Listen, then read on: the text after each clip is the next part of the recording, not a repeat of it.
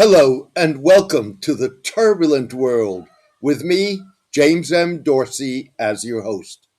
The question is not if, but when U.S. Israeli relations will reset. The writing is already on the wall as Israeli Prime Minister Binyamin Netanyahu prepares for an end of the year visit to Washington, his fifth since U.S. President Donald Trump returned to the Oval Office in January. The reset is unlikely to be sudden or in one big bang. Instead, it will probably be gradual but consequential.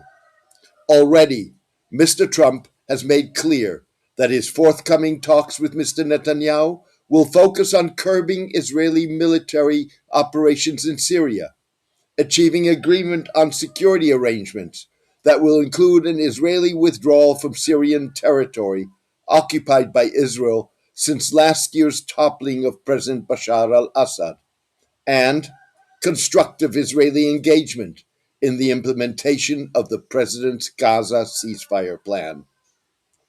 At the top of the president's agenda is likely to be ensuring that Mr. Trump doesn't thwart Mr. Trump's efforts to create an international stabilization force that would support a nonpartisan Palestinian administration of post war Gaza, supervised by a board of peace that he would chair. U.S. Ambassador to the United Nations and Mr. Trump's former national security advisor, Mike Waltz, is scheduled to visit Israel this week to discuss post war arrangements in Gaza, as well as Israel's continued restriction on the flow of humanitarian aid into the Strip in violation of the ceasefire. Most potential Arab and Muslim contributors to the stabilization force insist that they be invited by the West Bank based internationally recognized Palestine Authority and that Israel fully withdraw from Gaza. Mr. Netanyahu has ruled out a role for the authority because it would put Palestinian national aspirations at the core of post war Gaza arrangements. Speaking at the Doha Forum, Qatari Prime Minister Mohammed bin Abdulrahman Al Thani warned that implementation of the second phase of Mr. Trump's Gaza ceasefire plan had reached a critical moment, with Israel attacking targets in Gaza daily despite the ceasefire.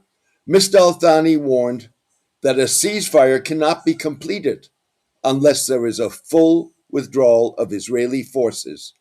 There is stability back in Gaza. People can go in and out, which is not the case today. Also addressing the Doha Forum, Egyptian Foreign Minister Badr Abdelati became the first senior Arab official to suggest that the stabilization force should be deployed to police the yellow line that separates Israeli and Hamas controlled areas of Gaza, even if there is no complete timetable for the withdrawal of Israeli forces. Many potential contributors to the force, as well as Palestinians, fear that the absence of a timetable would institutionalize the division of Gaza into Israeli and Hamas controlled areas and turn the force into a de facto enforcer of Israeli territorial designs. We need to deploy this force as soon as possible on the ground because one party, which is Israel, is violating the ceasefire every day, Mr. Abdelati said. Mr. Abdelati appeared to assume that deployment of the force would ensure that Mr. Trump obligate Israel to halt its daily strikes. Mr. Abdelati's assumption is not without merit and could be a possible building block for a reset in U.S. Israeli relations that is about much more than Gaza.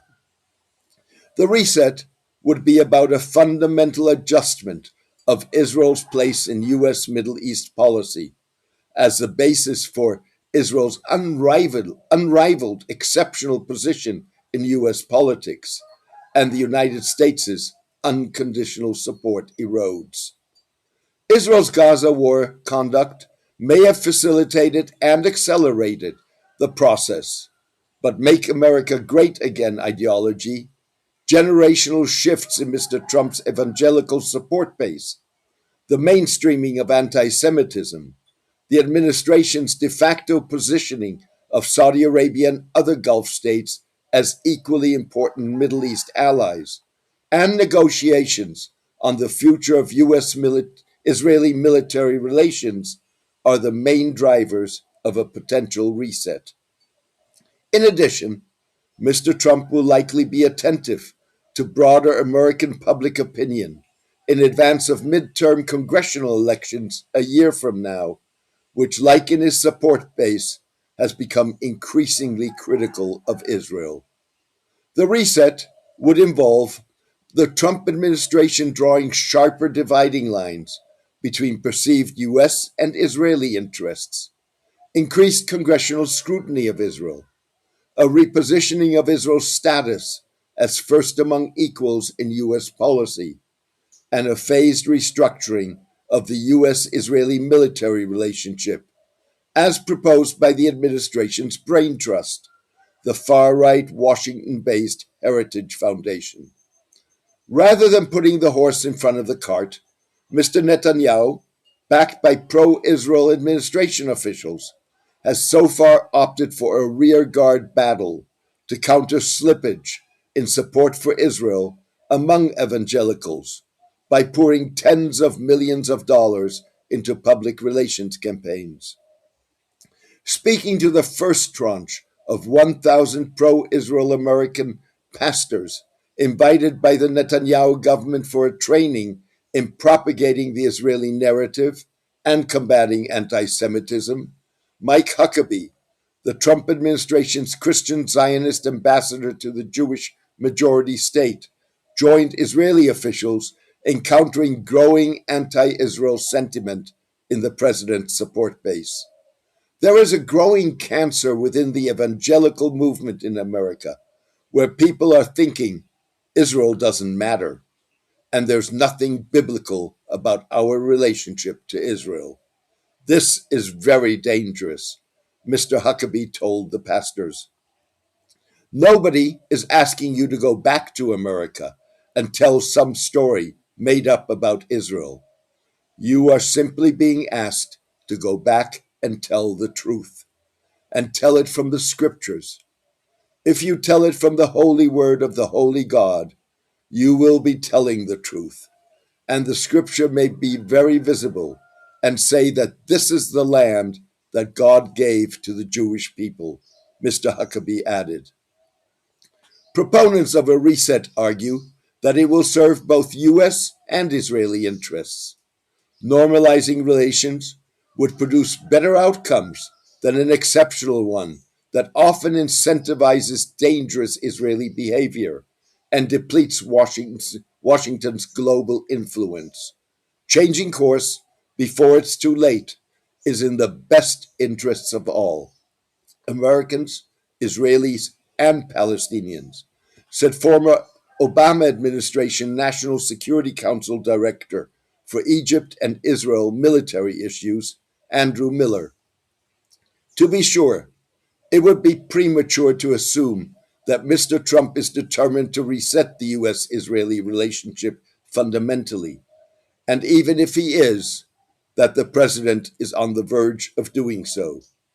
There is a high risk that upcoming trickier steps are necessary to end the Gaza war will not be taken if Trump loses interest and, as is the American pattern, reverts to enabling Netanyahu, Mr. Miller said.